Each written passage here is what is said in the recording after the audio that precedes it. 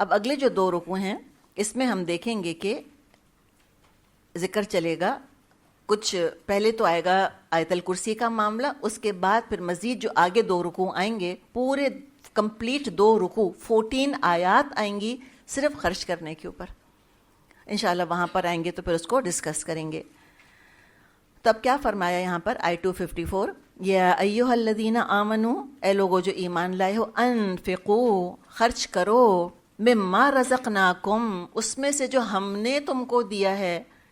اب آپ دیکھیں کہ سب کا پرسپیکٹو درست کر دیا، cut down everybody to size, کہ تم اپنے ساتھ لے کر نہیں آئے تھے، اماں کے پیٹ سے تم برآمد نہیں ہوئے تھے لاکھوں کروڑوں لے کر یا زیورات کے ڈبے لے کر. ہم نے دیا ہے تم کو، اللہ کی دی ہوئی چیز ہے، اور اللہ اپنی چیز میں سے تھوڑا سا مانگ رہا ہے تم سے، تمہارا ظرف آزمانے کے لیے، کہ تم مالک بن کر بیٹھ گئے ہو کہ امین بن کر بیٹھے ہو. سمجھتے کیا ہو اپنے آپ کو کہ امانت ہیں یہ چیزیں، یا تم ملکیت کے ساتھ اپنے آپ کو حقدار بنا کر بیٹھ گئے ہو. تو انفقو، خرچ کرو. دیکھیں نفاق کا علاج کیا ہے؟ انفاق. نفاق کا علاج انفاق. پچھلی آیتوں میں کیا پڑھا تھا ہم نے؟ جان لگا دی لوگوں نے دین کی سربلندی کے لیے. جو طالوت کا ذکر پڑھا اور داؤد علیہ السلام کا ذکر پڑھا، لوگوں نے جانیں دے دی ہیں دین کے سربلندی کے لیے. ان کے اپنے پیٹ کا چکر نہیں تھا، بال بچوں کے روشن مستقبل کی بات نہیں کر رہے تھے.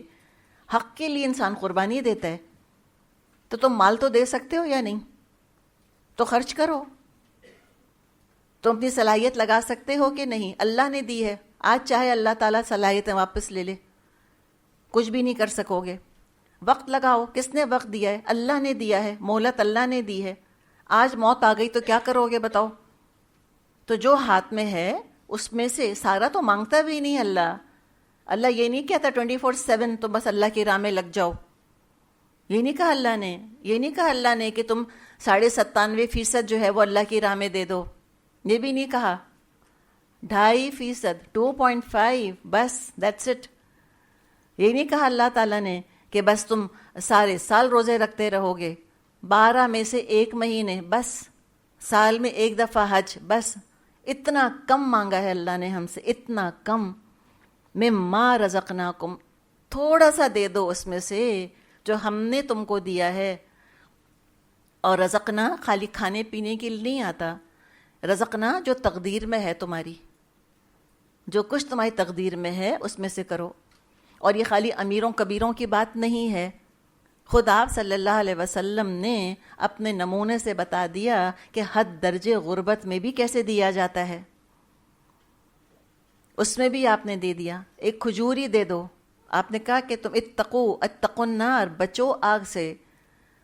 چاہے تم 1 کھجور دے کر ہی بچو، وہی رکھ دو کسی کے ہاتھ پہ، لیکن دو. اس لیے کہ ہمیشہ تو رہنا نہیں ہے یہاں پہ، تم کو جانا تو ہے.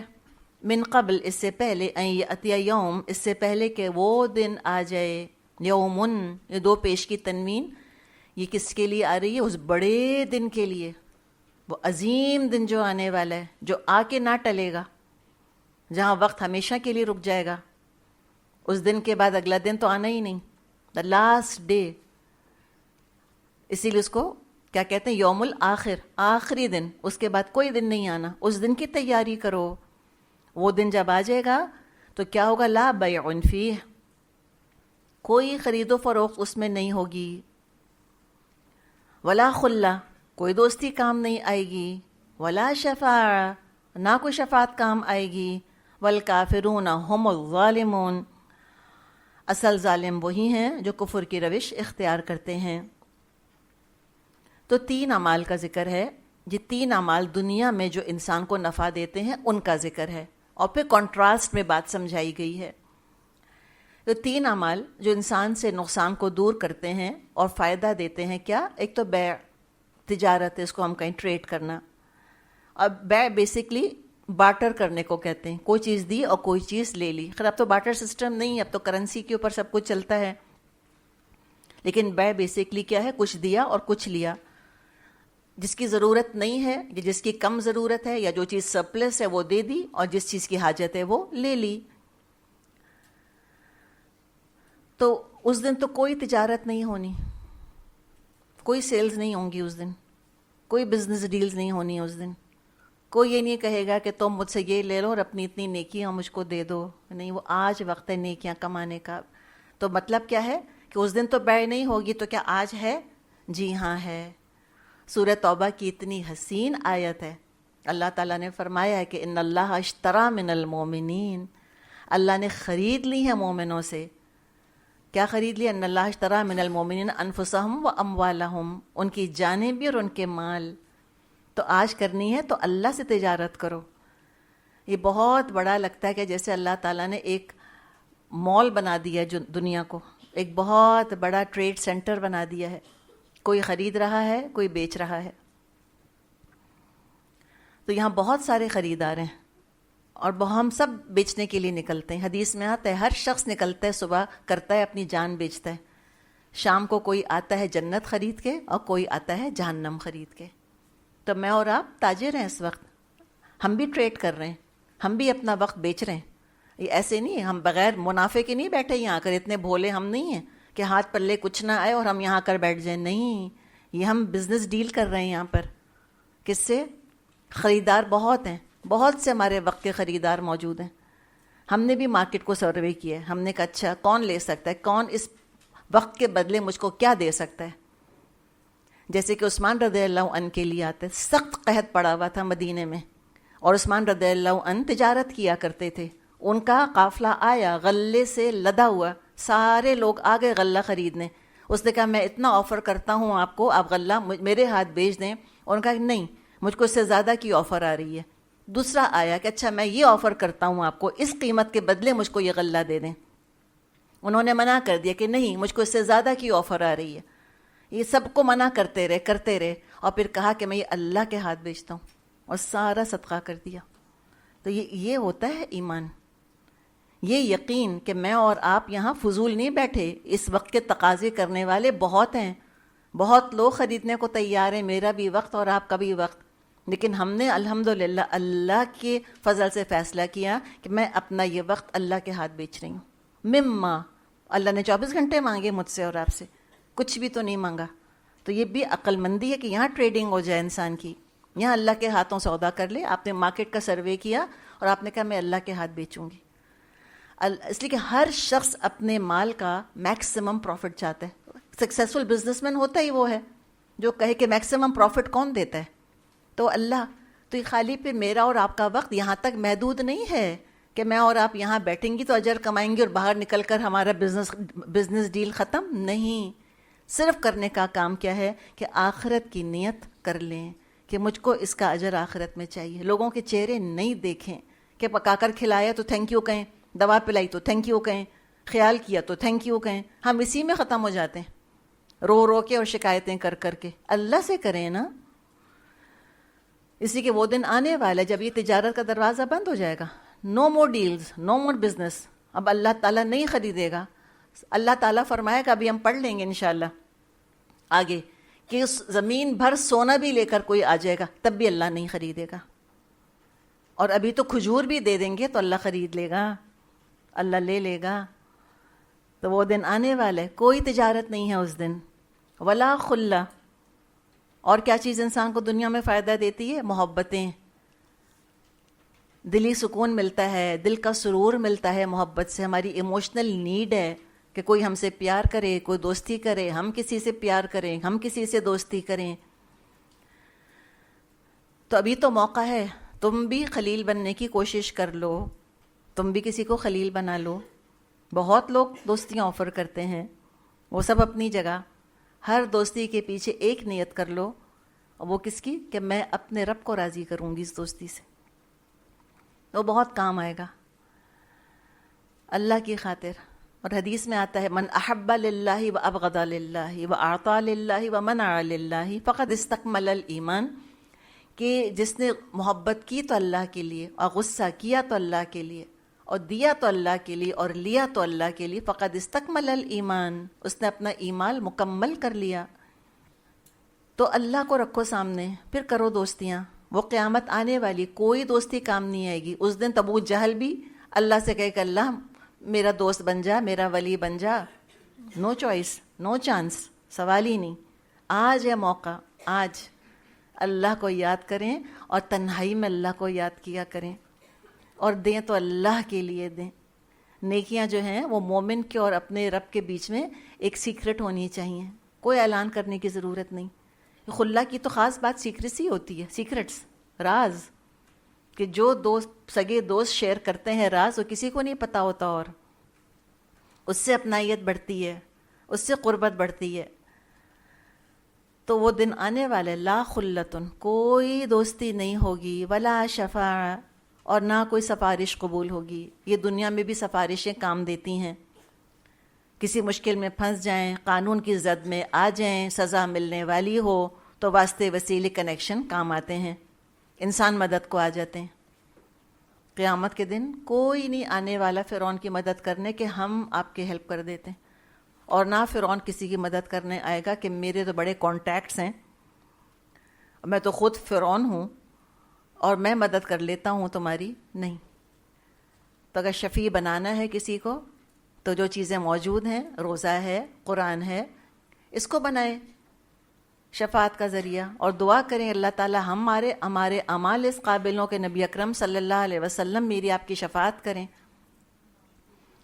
تو یہ تو دنیا میں ساری چیزیں کمانی ہیں. خالی ہاتھ کو اس دن کھڑے ہو گئے تو کچھ کام نہیں آنا. ولا شفاع، کوئی شفاعت کام نہیں آئے گی، کوئی چیز نفع نہ دے گی. والکافرون هم الظالمون، اور کافر ہی تو ظالم ہیں، کہ جو اس قیامت کا انکار کرتے ہیں وہی تو کافر ہیں، کہ جنہوں نے اپنے اپنے کچھ تصورات بنا لیے ہیں اور قیامت کے اندر اپنے اپنے فگمنٹس آف امیجنیشن جنہوں نے ایڈ کر کے سمجھ لیا کہ گرینڈ گیٹ ٹوگیدر کا کوئی دن ہوگا، وہی تو کافر ہیں. اور ایک اور بات جو علماء کہتے ہیں وہ کیا، کہ جو کافر ہیں ان کے لیے کوئی شفاعت نہیں ہے، ان کے لیے کوئی دوستی نہیں ہے، ان کے لیے کوئی چیز کام نہیں آنی. یہ حقیقت ہے. ورنہ جو مومن ہوں گے یقیناً ان کی شفاعت ہوگی، جیسے ابھی ہم نے بات کری، قرآن کرے گا شفاعت، روزہ کرے گا شفاعت، نبی اکرم صلی اللہ علیہ وسلم کریں گے شفاعت. جس نے اللہ سے دوستی کی ہے وہ دوستی کام آئے گی. اور یہ ہم پڑھ لیں گے پیچھے، تقوی والوں کی دوستیاں کام آئیں گی اس دن، وہ ہم پڑھیں گے انشاءاللہ یہ سورہ زخرف میں انشاءاللہ، کہ الاخلاء یومئذ بعضهم لبعض عدو. یہ قیامت کا وہ دن ہے کہ اخلا یہ خلیل کی جمع ہے، کہ سگے، ہم کہتے ہیں نا کہ بڑی جو ہوں گے وہ دشمن بن جائیں گے ایک دوسرے کے. ایک ایکسیپشن کیا ہے، الا المتقین، سوائے متقیوں کے.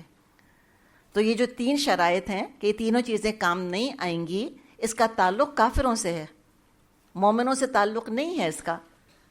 مومنوں کے لیے تو انشاءاللہ شفاعت بھی ہوگی، مومنوں کی تو دوستی بھی کام آئے گی، اور کچھ نہ کچھ ان کی چیزیں کام آ رہی ہوں گی وہاں پہ. تو یہاں تو کلیئر منع کر دیا، ولا شفاع، کافروں کی کوئی شفاعت نہیں. ابراہیم علیہ السلام شفاعت کرنے کھڑے اگر ہو گئے اپنے باپ کے لیے، کوئی قبول ہوگی؟ اوبویسلی نہیں ہوگی. تو کافروں نے کتنا ظلم کیا اپنے اوپر. یہ آج ہی سارا کر لیتے جو اللہ نے فرمایا تو کل کو یہ دن ان کو نہ دیکھنا ہوتا.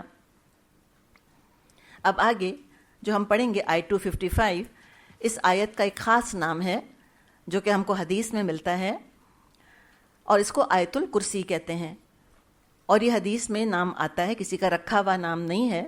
صحیح مسلم میں حدیث ہے کہ نبی اکرم صلی اللہ علیہ وسلم نے ابی بن کعب رضی اللہ عنہ سے پوچھا، ایو آیت اعظم فی کتاب اللہ، کہ ابی بتاؤ، ابو منذر ان کا لقب تھا، کنیت، کہ یہ بتاؤ کہ اللہ کی کتاب میں عظیم ترین آیت کون سی ہے؟ قال، ابی بن کعب نے جواب دیا، آیت الکرسی، آیت الکرسی عظیم ترین آیت ہے. تو پھر آپ صلی اللہ علیہ وسلم نے ان کے سینے پر مارا. ایک پیار کا انداز ہوتا ہے نا شاباشی دینے کے لیے. ہمارے یہاں طریقہ کیا ہوتا ہے شاباشی دینے کا، کہ ہم پیٹھ پر تھپ تھپاتے ہیں، ٹھیک ہے نا. ان کے ہاں طریقہ کیا تھا عربوں میں، وہ سینے پر تھپ تھپایا کرتے تھے نا آگے. تو سینے پر مار کے کہا کہ تم کو تمہارا علم مبارک ہو. تو اس کو آیت الکرسی کہا جاتا ہے. اس کی بہت ساری فضیلتیں ہم کو ملتی ہیں.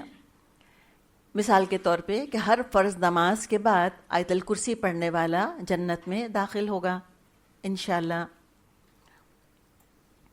اور اسی طرح اگر کسی کو اگر کوئی گھر میں اثر وغیرہ محسوس ہوتا ہے یا کوئی جادو وغیرہ کا اس کو احساس ہوتا ہے تو وہ آیت الکرسی پڑھ لیا کرے. بہت سے فضائل ہیں آیت الکرسی کے. اس آیت کا ایک آیت ہے، اس کا موضوع توحید ہے، اور عظیم ترین آیت اس کو کیوں کہا گیا؟ اس لیے کہ اس میں اللہ کا ذکر تقریباً 19 ٹائمز آیا ہے، 19 دفعہ، اشارے یا ضمائر یا ناموں کے ذریعے سے یا صفات کے ذریعے سے یا اللہ کے کاموں کے ذریعے سے، 19 ٹائمز. ایک اور صورت ہے جس میں کہ صرف اور صرف توحید کا ذکر ہے اور وہ 1/3 قرآن کے برابر ہے. وہ کون سی ہے؟ سورہ اخلاص. کیا اس کی کیا ایسی بات ہے، کیا فضیلت ایسی ہے کہ اس کو 1/3 قرآن کہہ دیا گیا، 1000 آیات کے برابر کہہ دیا گیا؟ اس لیے کہ توحید کا ذکر ہے. تو توحید کی اہمیت کو ذرا سمجھیں ہم کہ کیا قیمتی چیز ہے توحید. کہنے کو ایک آیت ہے لیکن تقریباً 10 سینٹنسز ہیں اس کے اندر، 10 جملے ہیں جو اس میں آتے ہیں، اور بہت سے دلائل بیان کیے گئے ہیں کہ اللہ کے سوا کوئی معبود نہیں ہے. اور انداز بڑا خوبصورت ہے، افرمیٹو نیگیٹو، افرمیٹو نیگیٹو. اللہ کیا ہے کیا نہیں، کیا ہے کیا نہیں، یہ اس کا انداز ہے. کنٹراسٹ ہے تھوڑا سا اس میں. فرمایا اللہ، اللہ یہ اللہ کا ذاتی نام ہے، اور یہ صرف قرآن کے اندر اللہ نہیں آیا بلکہ جتنی آسمانی کتابیں نازل ہوئی تھیں ان سب میں یہی اللہ کا نام آیا ہے، جس کو کہ الوہ یا الوہم، ہم اللہ یا اللہم کہتے ہیں. تو ان کی جو اپنی کرسچنس کی یا جیوز کی جو اپنی ریلیجس کتابیں، ان کے ریلیجس ٹیکسٹ ہیں، مذہبی کتابیں ہیں، اس میں الوہ الوہم اسی طرح سے یہ کہتے ہیں. تو اللہ، بعض لوگ اس کو بھی اسم اعظم کہتے ہیں. اسم اعظم کے بارے میں آپ نے سنا ہوگا، احادیث میں آتا ہے کہ جو اسم اعظم کے ذریعے دعا مانگے گا اس کی دعا قبول ہوگی. اب یہ کون سا ہے اسم اعظم؟ یہ آپ صلی اللہ علیہ وسلم نے نہیں بتایا، علماء نے گیس کیا ہے. بہت سے علماء کا اس بات پہ اب متفقہ فیصلہ ہے کہ وہ کہتے ہیں اللہ اسم اعظم ہے. دیکھیں، اللہ کا ذاتی نام ہے، ٹھیک ہے. اگر کسی نے اللہ نام لے لیا، اس کا مطلب ہے اللہ کی ساری صفات، اللہ کے سارے نام اس کے اندر آ گئے. اتنا عظیم ہے اللہ. اور ہم احادیث میں پڑھتے ہیں کہ اللہ کے نام کا وزن اعمال نامے میں کتنا ہوگا. یہ کوئی معمولی لفظ نہیں ہے اللہ کہنا، اللہ.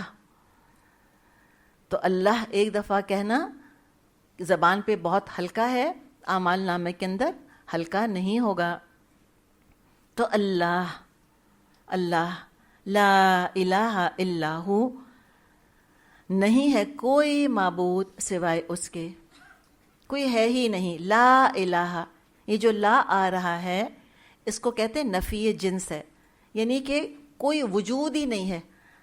الہ نام کی کوئی ہستی اور ہے ہی نہیں، کوئی اس قابل ہی نہیں کہ اس کو ہم الہ کا، اللہ کا درجہ دیں. آس پاس بھی کوئی نہیں، کوئی کانسیپٹ ہی نہیں ہے سوائے اللہ کے، کوئی معبود ہی نہیں. لا الہ الا ہو، کوئی معبود نہیں سوائے ہو، بس سوائے اس کے. اسی سے دعا کرنی ہے، اسی کی عبادت کرنی ہے، اسی کے نام پر قربانی دینی ہے، اور اسی کی نظر اور نیاز کرنا ہے. کسی اور کی نظر نیاز نہیں ہو سکتا. اللہ تعالیٰ کو جس سے شدید محبت ہے اس کے نام کا بھی نظر نیاز کوئی نہیں کر سکتا. اللہ شرک برداشت نہیں کر سکتا. اللہ سب کو معاف کر دے گا جس کو چاہے گا، سوائے اس کے جس نے کہ شرک کیا ہو. بس شرک کی معافی نہیں ہے، جس کے لیے چاہے گا اللہ معاف کرے گا. حدیث میں آتا ہے کہ اے میرے بندے، یعنی کہ مضمون اس کا یہ ہے کہ اگر تو زمین بھر گناہ لے کے مجھ سے ملے گا تو میں اس سے زیادہ مغفرت کے ساتھ تجھ سے ملوں گا، بشرطیکہ کہ تو نے شرک نہ کیا ہو. تو بس اپنے آپ کو ٹوٹل لگا لیں. کسی کو کوئی کریڈٹ دینے سے پہلے اللہ کو کریڈٹ. مشکل مصیبت میں کسی کو پکارنے سے پہلے اللہ کو پکاریں. کوئی ایسی خبر سنیں جو اچھی لگے، اللہ کو پکاریں. کوئی خبر سنیں جو اچھی نہیں لگے، اللہ کو پکاریں. کوئی درد تکلیف مصیبت اللہ کو پکاریں، ہر چیز پہ نام اللہ کا لیں، بسم اللہ، الحمدللہ، سبحان اللہ، ماشاء اللہ، انشاء اللہ، میری کیا مجال کہ میں کل یہ کام کر لوں گی، میں کیسے کر سکتی ہوں؟ اگر اللہ چاہے گا تو ہوگا، ماشاء اللہ کان، ما لم یشاء لم یکن، جو اللہ چاہتا ہے ہوتا ہے، جو اللہ نہیں چاہتا نہیں ہو سکتا۔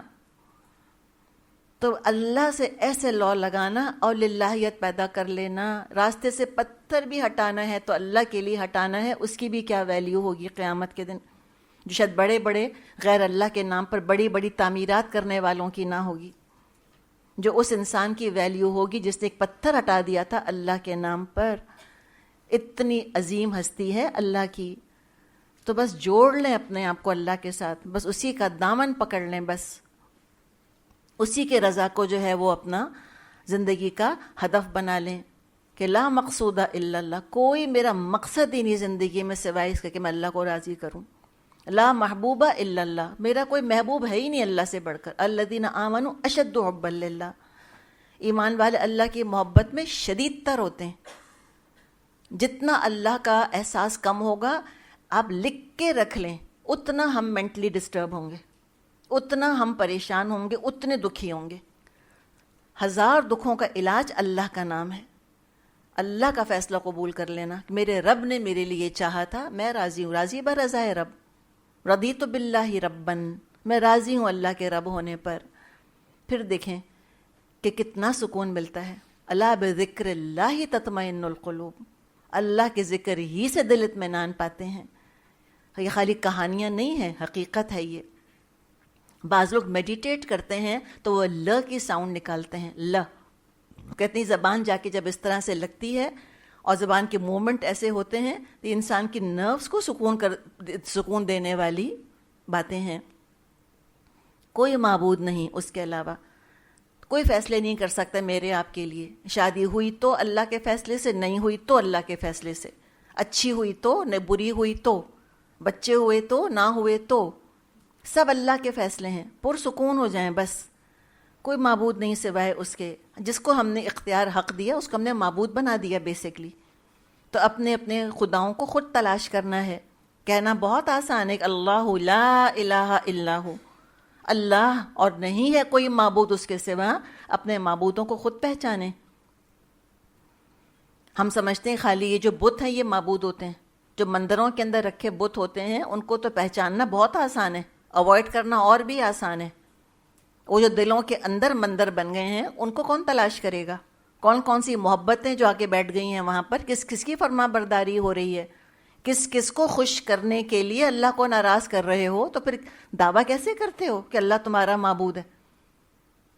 کسی نے کہا نا کہ بتوں سے تجھ کو امید اور خدا سے نو امیدی، بتوں سے امیدیں لگاتے ہو اور اللہ سے نو امید ہوتے ہو کہ اللہ تھوڑی مدد کرنے آئے گا، خاندان آئے گا۔ پھر کسی نے کہا ہے نا کہ جب بتوں نے تنگ کیا تو خدا یاد آیا، جو رشتہ دار جب آنکھیں پھیرتے ہیں تو اللہ یاد آتا ہے، تب سمجھ آ جاتا ہے سب کچھ۔ تو ایسے کو پکڑو، کون ہے وہ؟ الحی القیوم، زندہ اور جاوید ہستی، اس نے تمام کائنات کو سنبھالا ہوا ہے، سوچ بھی نہیں سکتے ہم۔ الحی، خود سے زندہ ہے، زندہ تو ہم بھی ہیں اور زندگی تو اللہ کی بھی ہے، لیکن زمین اور آسمان کا فرق ہے۔ مخلوق کی زندگی عطا کی بھی ہے، اللہ نے دی ہے تو ہم زندہ ہیں۔ وہ کہتے ہیں کہ لائی حیات آئے قضا لے چلی چلے، زندگی لائی تو آ گئے، موت لے جاتی چلے جاتے، کس کا اختیار ہے؟ نہ اپنی خوشی سے آئے نہ اپنی خوشی گئے، نہ خود سے آئے نہ خود اپنی خوشی سے جا رہے ہیں، تو کوئی کرنے والا ہے نا۔ تو ہر ایک کی زندگی عطائی ہے، عطائی دی ہے، اللہ نے بخشی ہے، عارضی ہے، ٹیمپرری، چاہے وہ کہکشاؤں کی گیلیکسیز کی ہو یا وہ ایک کسی سب اٹامک پارٹیکل کی ہو، سب عارضی زندگیاں ہیں۔ اور سچی باتیں ناقص ہیں، انکمپلیٹ ہیں، ادھوری ہیں، ڈپینڈنٹ ہیں۔ یہ نہ ملے تو زندہ نہیں رہ سکتے، وہ نہ ہو تو زندہ نہیں رہ سکتے، یہ ہو جائے گا تو زندہ نہیں رہیں گے، اور سب کچھ ہو جائے گا تب بھی نہیں رہیں گے زندہ۔ کل نفس ذائقۃ الموت، ہر جان کو موت کا مزہ چکھنا ہے، کوئی نہیں زندہ رہے گا ہمیشہ کے لیے۔ بس ایک ہستی ہے اللہ. اللہ کی زندگی ذاتی ہے, کسی نے عطا نہیں کری اس کو, دائمی ہے, عارضی نہیں ہے, ٹیمپرری نہیں ہے. حدیث میں آتا ہے, بخاری میں حدیث ہے, کان اللہ ولم یکن شیء قبلہ, اللہ تھا اس سے پہلے کچھ نہیں, کچھ نہ تھا تو خدا تھا, کچھ نہ ہوگا تو خدا ہوگا. یہ حقیقت ہے. اول والآخر, ہوا اول هو الاول والآخر, اللہ ہی شروع میں اللہ ہی آخر میں. ولا یبقى الا, کیا بچے گا؟ کچھ نہیں بچنے والا, الا وجہ کا, بس سوائے تیرے رب کی ذات بچنے والی ہے, بس وجہ ربک, اللہ ہی بچے گا, کوئی نہیں. تو ہمیشہ کی زندگی ہے اس کی, اور کامل ہے, کوئی ڈپینڈنسی نہیں ہے اس کی. وہ نہ کھانے کا محتاج ہے, نہ آکسیجن کا محتاج ہے, نہ اس کو کوئی چیز چاہیے, وہ خود سے زندہ ہے. ہم یہی نہیں سمجھ سکتے. کسی نے کہا نا کہ اللہ کی ذات میں غور مت کرنا, اللہ کی صفات میں غور کرو. اللہ کی ذات کو نہیں سمجھ سکتے ہم. الحی کیسے ہے وہ؟ سیلف سسٹیننگ, کوئی چیز سسٹین کرنے کے لیے اس کو نہیں چاہیے, ہمیں تو ہر طرح کا سسٹیننس چاہیے. تو وہ انڈیپینڈنٹ ہے بالکل, الحی, بے نیاز ہے, وہ کسی پہ ڈیپینڈنٹ نہیں ہے. القیوم اس کے ساتھ ساتھ سب کو سنبھالنے والا ہے. انجام سب کا فنا ہے, نہ کوئی رہے گا نہ کوئی رہا ہے سوائے اللہ کے, اور جو ہیں ان کو تھاما بھی اسی نے ہے. بغیر سہارے کے خود بذات خود قائم ہے اور سب کو قائم رکھے ہوئے ہے. القیوم, سب کو تھاما ہوا اسی نے, ایک ایک کی سانس اللہ دیتا ہے. القیوم, اس وقت القیوم کا اثر اپنے اوپر محسوس کریں, اپنے دل کی دھڑکن کو محسوس کریں. اور ہم سمجھتے ہیں نا سانس آٹومیٹک آ رہا ہے, ذرا اپنے سانس کو محسوس تو کریں. یہ جو سانس آیا کہاں سے آیا؟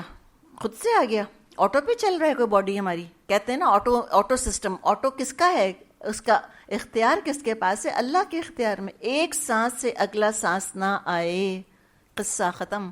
بس ایک ببل پر زندگی قائم ہے میری اور آپ کی. وہ اتنا سا ہمارے پاس آکسیجن کا وہ ایک جھونکا نہ آئے, بس ہم ہسٹری بن جائیں گے, ہم تاریخ کا حصہ بن جائیں گے. اللہ نے تھاما ہے تو ہم تھمے ہوئے ہیں. یہ سارے جو فزیکل لاز اور کیمیکل لاز آپریٹ کر رہے ہیں کائنات کے اندر, خود سے کچھ نہیں ہو رہا. ہر چیز اللہ کے حکم سے چلتی ہے. سورج اللہ کے حکم سے گردش کرتا ہے. حدیث میں آتا ہے کہ سورج اللہ کے عرش کے نیچے جا کے سجدہ کرتا ہے اللہ کو, اور اگلے دن طلوع ہونے کی اجازت چاہتا ہے. اللہ اجازت دے دیتا ہے. ایک دن جب وہ اجازت مانگے گا مشرق سے طلوع ہونے کی, اللہ کہے گا لوٹ جا جہاں سے آیا تھا. اس دن سورج مغرب سے طلوع ہو جائے گا. اب سائنس سمجھے نہ سمجھے, مرضی سائنس کی. جیسے تاریخ, ہر طرح کی تاریخ کے اوپر قرآن ہے, ہر طرح کے سائنس کے اوپر قرآن ہے. القیوم, تو یہ بتا دیا کہ اللہ کیا ہے اور کیا نہیں ہے, اب یہ بتایا. اچھا, یہ بات بھی یاد رکھیں کہ جب کوئی صفات کی نفی کی جاتی ہے کہ اللہ میں یہ صفت نہیں ہے, تو اس کی اپوزٹ صفت بتائی جا رہی ہوتی ہے. سمجھ آیا آپ کو؟ اگر یہ کہا کہ لا تاخذہ سنۃ ولا نوم, اللہ کو نہ اونگ آتی ہے نہ نیند, تو اس کا اپوزٹ کیا ہوا؟ اپوزٹ کیا ہوا؟ کہ اللہ جاگتا رہتا ہے. یہ بات ہے, سمجھ آیا آپ کو؟ یہ ہے, یہ ہے, یہ ہے, یوں بھی کہہ سکتے تھا اللہ تعالیٰ. لیکن یہ جو نفی کے اندر نا ایک اور اینگل, ایک اور گہرائی پیدا ہو جاتی ہے. یہ کہنا کسی کے بارے میں کہ وہ سچ بولتا ہے, اس کا بھی امپیکٹ ہے. یہ کہنا وہ کبھی جھوٹ نہیں بولتا, اس کا ایک اور امپیکٹ ہے. اگر یہ کہا جا رہا ہے کسی صفت کی نفی کر رہے ہیں کہ وہ جھوٹ نہیں بولتا, اس کا مطلب کیا ہوا؟ کہ وہ سچا ہے. تو لا تاخذہ سنۃ ولا نوم, نہ اس کو اونگ آتی ہے اور نہ اس کو نیند آتی ہے, یعنی اس کی زندگی ہر کمزوری سے پاک ہے. اچھا, الحی القیوم جو پیچھے آیا, بعض لوگ اس کو بھی اسم اعظم میں شمار کرتے ہیں. الحی القیوم, یا حیو یا قیوم کہہ کے دعا کرنی, وہ دعا بھی قبول ہوگی. اور یہ الحی القیوم، یہ صرف قرآن میں 3 جگہ یہ نام اکٹھے جمع ہوئے ہیں. ایک یہاں آیت الکرسی میں، یعنی سورہ بقرہ میں، پھر ایک آل عمران میں، شروع میں ہی آ جائے گا الحی القیوم. اور تھرڈ انشاءاللہ ہم سورہ طٰہٰ میں پڑھیں گے، وہاں بھی الحی القیوم دونوں نام جمع ہوئے ہیں. تو فرمایا کہ نہ اس کو اونگ آتی ہے نہ اس کو نیند آتی ہے. لہو ما فی السماوات و ما فی الارض، اسی کے لیے ہے جو کچھ کے ہے آسمانوں میں اور جو کچھ کے ہے زمین میں. تو یہ کیا بتا دیا؟ ایبسلیوٹ اونرشپ، ماسٹر ہے، مالک ہے. تو بتا دیا کہ تم مالک نہیں ہو، تم کیا ہو؟ امین، بس امانت ہے تمہارے پاس جو کچھ ہے. اس لیے کہ پہلے کیا کہا تھا؟ پہلے کہا تھا انفقوا مما رزقناکم، خرچ کرو اس میں سے جو ہم نے تم کو دیا ہے. اسی کا ہے جو کچھ کے آسمانوں اور زمین میں. اور اس کی مثالیں پیچھے 3 قصے یاد ہیں ہم نے پڑھے تھے، کہ ایک جو مردہ بستی کا زندہ ہونا، اس کے بعد پھر ہم نے کیا پڑھا تھا کہ ابراہیم علیہ السلام کی جو بحث ہوئی تھی اس شخص سے، وہ قصہ پڑھا تھا. پھر ایک اور قصہ ہم نے کیا پڑھا تھا کہ کیسے وہ جو ایک تھے، ہم نے کہا تھا وہ عزیر علیہ السلام کا قصہ، کہ ان کا گدھا اور ان کا کھانا، اور گدھا مر گیا اور کھانا جو ہے ایسے کا ایسے ہی رکھا رہا. یہ عجیب و غریب واقعات ہم نے پیچھے پڑھے ہیں نا. یہ آگے، اچھا یہ آگے آنے والے ہیں جی، یہ واقعات انشاءاللہ ہمارے آگے آئیں گے. تو یہ سارے واقعات جو آگے آئیں گے تو انشاءاللہ تعالیٰ ان کا تعلق پھر کس سے ہے؟ اللہ کی قدرت سے ہے، اللہ کا اختیار ہے. اس کا ثبوت پھر آگے اور آ جائے گا انشاءاللہ، کہ اسی کا ہے، اسی کا حکم چلتا ہے ہر چیز کے اوپر، اسی کا ہے جو کچھ آسمانوں میں اور زمین میں. تو ہم اپنا بھی نقطہ نظر ٹھیک کر لیں. ہم کہتے ہیں نا مائی باڈی مائی لائف، یہ آج کل بہت ہم سنتے ہیں، مائی باڈی مائی لائف. نہ تمہاری باڈی ہے اور نہ تمہاری لائف. اللہ نے دی ہے تو ہو، اللہ لے جائے گا تو نہیں رہے گی، سیدھی بات ہے. تو جس کی ملکیت ہوتی ہے حکم اسی کا چلتا ہے. اور پھر بڑی شان سے فرمایا من ذا الذی یشفع عندہ الا باذنہ، کون ہے جو اس کی جناب میں اس کی اجازت کے بغیر سفارش کر سکے. بڑی شان، بڑا روب، بڑا دبدبہ ہے، چیلنج ہے. کوئی مطلب کیا ہے؟ کوئی نہیں ہے. جو پوچھا ہے نا، ہے کوئی؟ پتہ چلا کوئی نہیں ہے جو یہ جرت کر سکے. ہاں، کوئی سفارش نہ کر سکے گا الا باذنہ، ہاں سوائے اللہ کی اجازت کے. تو جو شفاعت ہے اس کے ساتھ 3 کنڈیشنز ہیں بیسکلی. ایک کنڈیشن کیا ہے کہ اللہ راضی ہو شفاعت کرنے والے سے، اللہ اس کو پرمیشن دے کہ ہاں آپ شفاعت کر سکتے ہیں، تبھی وہ کر سکے گا. نمبر 2 شرط کیا ہے کہ جس کی شفاعت کی جا رہی ہے اللہ اس سے بھی راضی ہو کہ ٹھیک ہے آپ اسپیسیفکلی اس کی سفارش کر سکتے ہیں تو ہو سکے گی، اور اللہ تعالیٰ کی اجازت ہو، ان کی اللہ راضی ہو شفاعت کرنے والے سے، اللہ راضی ہو جس کی شفاعت ہو رہی ہے، اور اللہ اجازت دے دے پھر کہ ٹھیک ہے آپ شفاعت کر لیں. تو 2 شرطیں کہہ لیں یا 3 شرطیں کہہ لیں تب تو شفاعت ہے. وہی بات یہاں فرمائی ہے الا باذنہ. تو یہ انکنڈیشنل شفاعت نہیں ہے کہ جس بزرگ کا جی چاہے وہ کھڑے ہو کے شفاعت کرنی شروع کر دیں، نہیں، کنڈیشنل ہے. یعلم ما بین ایدیہم وما خلفہم، جو کچھ بندوں کے سامنے ہے اس کو بھی جانتا ہے، جو ان سے اوجھل ہے اس سے بھی واقف ہے. صفت علم، ماضی، حال، مستقبل سب کھلے ہیں اللہ کے آگے. حاضر اور غیب کی کوئی تقسیم نہیں ہے اللہ کے لیے کہ یہ عالم الشہادہ یا عالم الغیب، وہ سب جانتا ہے. جو ماضی میں گزر گیا وہ بھی پتہ ہے، جو مستقبل میں ہونے والا ہے وہ بھی پتہ ہے، جو کچھ میں نے اور آپ نے کر لیا وہ بھی جانتا ہے، جو پیچھے گزر گیا ہمارا ماضی، جو ہم آگے مستقبل میں کرنے والے ہیں وہ بھی جانتا ہے. اسی کو دراصل تقدیر کہتے ہیں. یہ اللہ کا علم ہے، اللہ کو ایگزیکٹلی پتہ ہے کون کیا کرے گا.